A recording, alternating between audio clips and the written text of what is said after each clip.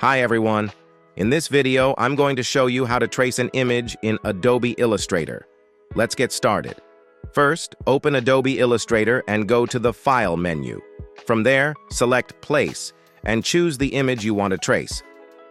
Once you've selected the image, click Place to bring it into your document.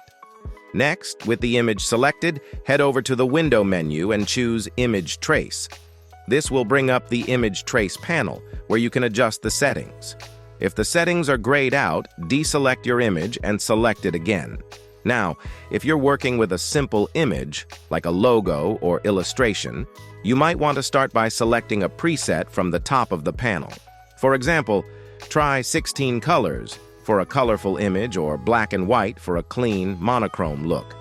After you've picked the preset, you can adjust the number of colors or detail level by sliding the colors or threshold sliders in the panel. These sliders help refine the look of your trace, depending on how much detail you want to capture.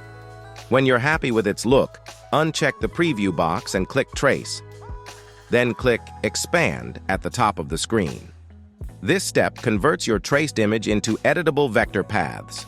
Once expanded, right-click on the vector image and select Ungroup. You can now use the Direct Selection tool to manipulate individual points or sections of the traced image if you want to make any further adjustments. And that's it. Your image is now traced into vector format, ready for scaling or further editing. If this video helped, support us with a like and share your questions and thoughts in the comments below.